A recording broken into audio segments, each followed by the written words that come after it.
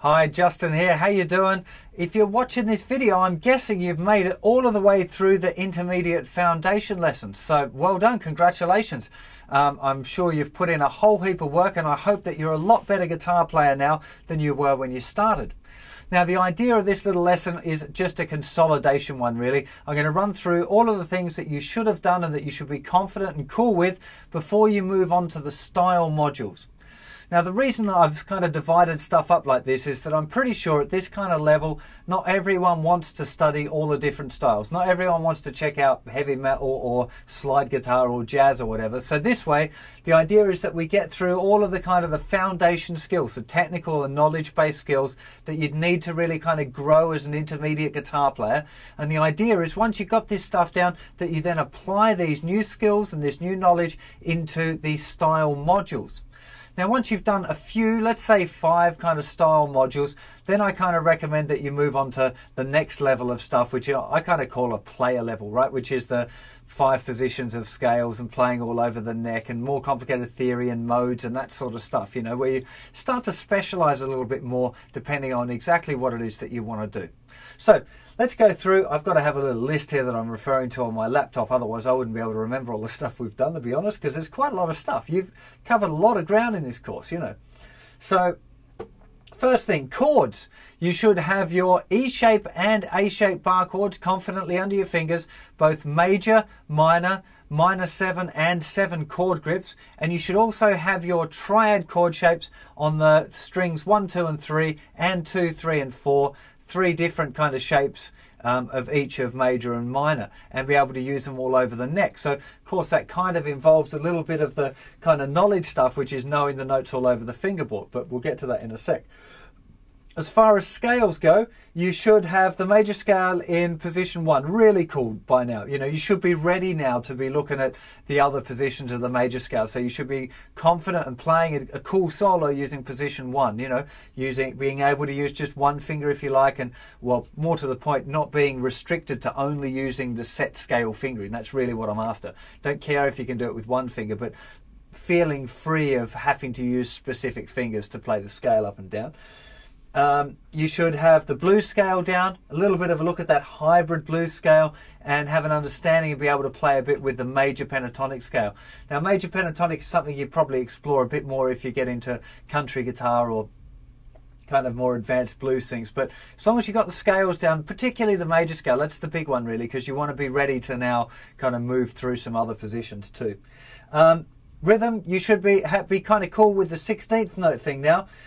Being able to use the accents, being able to use a bit of syncopation, i.e. not always playing on the beat all the time. And also we kind of looked at the splangs and spreads and chips, so you should have those kind of as part of your kind of repertoire when you're playing a tune. You should be able to kind of play those things pretty good. And also remember we looked at the picked finger style, which is a really, really useful skill, and you're going to find that comes up in lots of different styles. So make sure you feel kind of confident with that as well. Now we've got knowledge stuff. You should know every note on the fingerboard, right? I kind of already mentioned that. You should really, within a couple of seconds, any note on the fingerboard, be able to name it.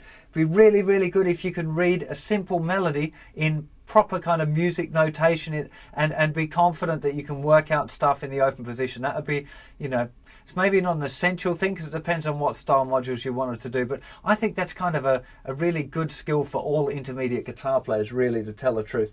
That's something you should have. And also the idea of being able to create and use melodic patterns. That's another thing that really makes a big difference for guitar players, is being able to kind of use that stuff to make music out of it, to help kind of bridge the gap between a scale being just a scale that you play up and down and making it a kind of a creative musical thing. Technique stuff, we looked at the minimum movement exercise, so you know you should have a better control of your fingers. That's something that you work on for years. You know, I'm still working on that sort of stuff myself, making sure that my fingers aren't flying around too much when I'm doing stuff. You should be super confident now playing scales with a metronome. So we're not really that freaked out about the speed, but I'm thinking really you should be doing 2 notes per click, really kind of maybe 120 or something at least. That'd really before you should be graduating really from intermediate foundation. So hopefully you're at that level. Speed's not that important. It's more important that you're kind of confident with the scale and that you can play and synchronize with the metronome. That's syncing with the metronome is really important. In fact, I probably should have added some of that into the rhythm thing of just, you know, making sure that you can play confidently with a metronome with your rhythm stuff. That's also very important. Controlling string noise is something else we talked about. So even if you're not doing it perfectly, you know, you're aware of what you have to do, because that's something that kind of grows with experience as well. So the longer you play, the more you'll kind of get used to tidying up those notes. So that's a pretty important thing as well. And we also looked at string bending. So hopefully your string bend's now nicely in tune, that you're kind of confident and able to get that with a good technique, and you're not using the kind of the finger muscles, you're using your hand and your wrist, and you're confident with a good bend. You know, there's lots of stuff that goes on from that, you know, being able to do your bend with vibrato and stuff, and bends that are bigger than a tone. There's quite a few kind of steps up above that one, so make sure your bending is really confident. And you'll also need bending for all your blues licks and stuff as well, so that's an important thing. Improvising, you should be able to improvise a solo with the major scale, the blues scale or the hybrid scale, the major pentatonic. You should be confident with using any finger for those improvisations and really being able to use it, and maybe being able to be confident playing a blues bass line as well, because I think there's a lot to be learned in that little thing. Even though it's blues, and maybe if you're not a blues fan, you want to play rock and stuff, learning that blues bass line and how to use it and make up your own kind of lines with it there's something extra that you get from it, other than just playing the riff up and down, you know. So definitely stick at that one. And also, probably last but certainly not least, maybe even the most important, is your Just Use Sound to Improve Now training. Hopefully that you're cool with all of that. You're able to transcribe some songs on your own and some melodies on your own, and work out the rhythms as well, and write down the rhythm. That stuff, you know, the ear training stuff is something you have to do on your own mostly. That's why I don't spend too much time on it during the lessons, because it's a you thing. You know, I can't give that to you. Only you can get it. You can go and get it, but I can't give it to you. It's really about you practicing and you putting your head down and getting in there and doing it. You know, that there's no substitute for it with transcribing other than just sitting down and doing it over and over again until you get the result that you want, which is being able to learn songs yourself by ear. And that's a really, really important skill.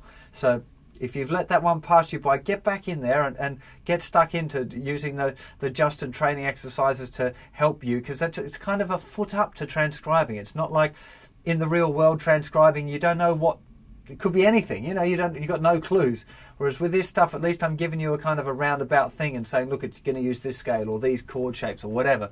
Makes it a lot easier. So that's what you should have got. Now, that's a lot of stuff there. There's a lot of ground there. Now, if there's a few bits missing, make up your own little practice routine and go through and start working on the things that are still lacking.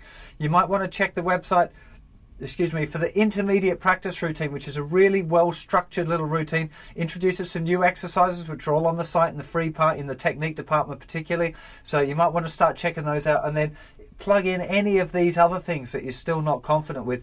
Put those things into that routine and make sure that you get all of these kind of signed off, if you like, before you move on to the other stuff. It really makes a difference if you can draw a line under this and go, yeah, I can do all of this stuff. That's really good. You know, that's a great thing. Get a few styles under your fingers, and then you'll be a really solid intermediate player. And at that point, that I would really say, kind of, you know, you can play guitar, and that's a cool thing to be able to say to yourself, you know. So look, I really hope you've enjoyed the course. Thanks for doing it. Thanks for supporting Justin Guitar, and you know, hope a lot of you have checked out the DVD and have got some benefit from that extra lessons that I've added to that one as well. I'll see you for all of the style stuff really soon, and then eventually more advanced player things too. So look, take care of yourselves, have a great time, enjoy your guitar, and I'll see you for more lessons real soon. Take care, dudes. Bye-bye.